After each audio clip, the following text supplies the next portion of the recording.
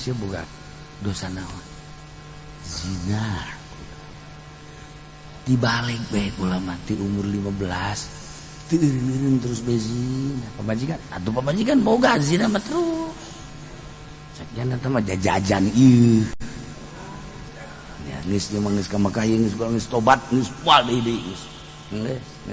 bagus mantap kula jojoakan geus sakjana teh inget aduh geus sakjana teh cukup kula ngajoak di Arfah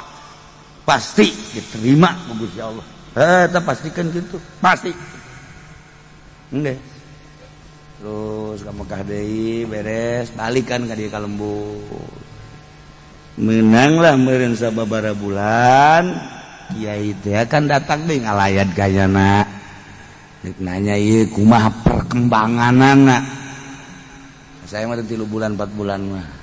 Assalamualaikum salam kiai ya saya ngobrol-ngobrol sejuk tanya eta tobat teh keur di Arfah jojoakan aya karasana beuh lain aya-aya deui kumaha karasana ayana zetung ngomong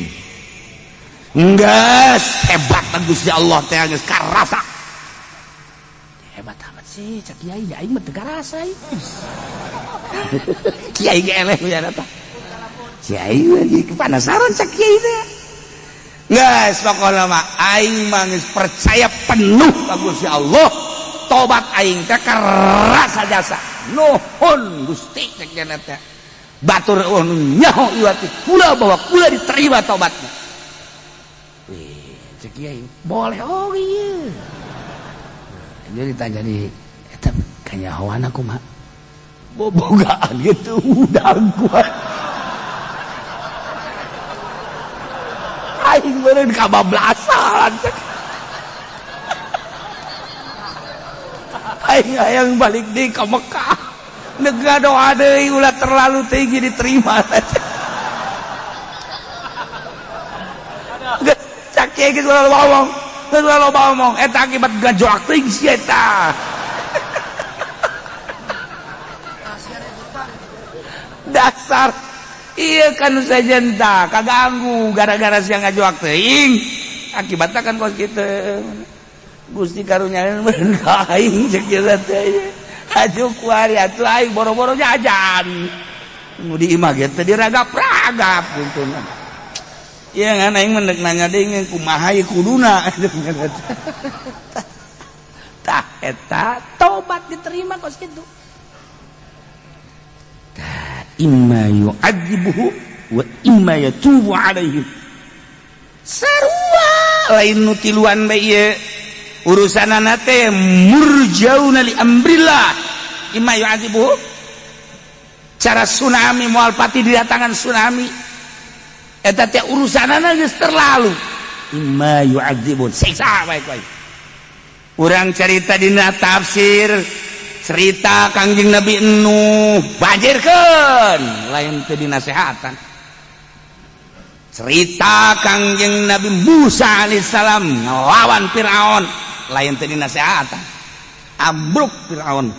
beserta ponggawa-ponggawan cerita Kangjeng Nabi Yunus sarua bae dan cerita-cerita Kangjeng Nabi Elu urang datang ke Yordan ka ditu aya kawasan anu teu meunang didatangan eta urut siksa baheula zaman Kangjeng Nabi Lut alaihi salam dibalikeun diangkat ku Gusti Allah dibalikeun ribuan manusia eta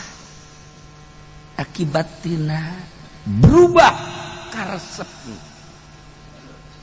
teu wajar lalaki resep ka lalaki teu wajar awewe resep ka awewe nah ieu kan kuari LGBT geus sambalaya di urang baheula makan ngan sakada di negara-negara maju pertama di Prancis anu usul ka PBB supaya disahkeun perkawinan Jerman Inggris kabelah dieuna Amerika Belanda eta kelas internasional kuari ya Allah di Cikupa urang ge oh ya Allah kaget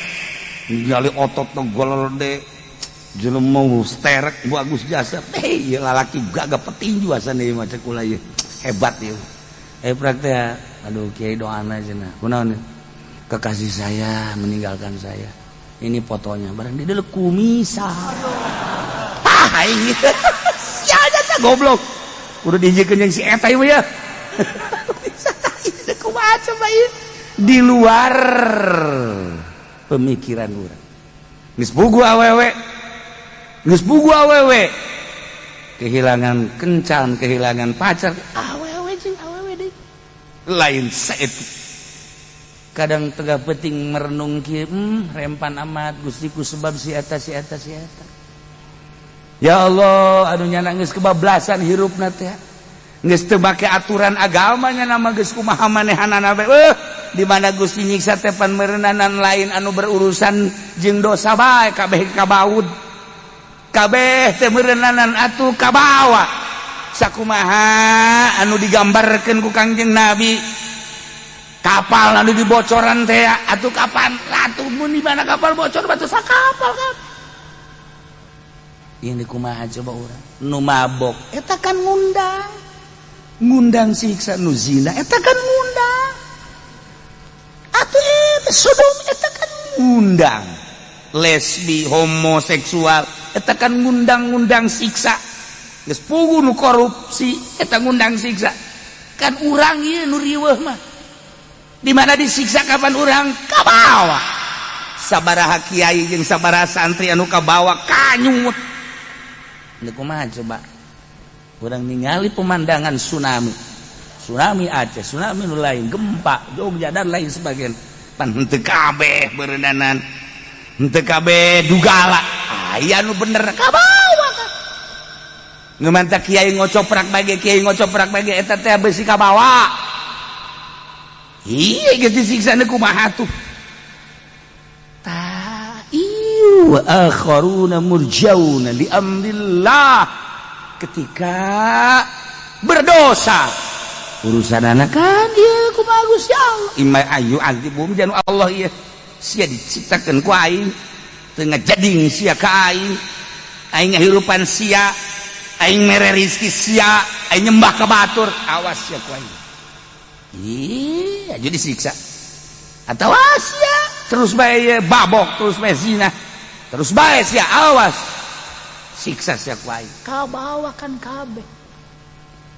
nah iyalah imma yu'adzibuhum dimautan bila taubat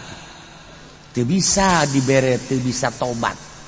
urang kan ari dibere bisa tobat mah keur meujeuhna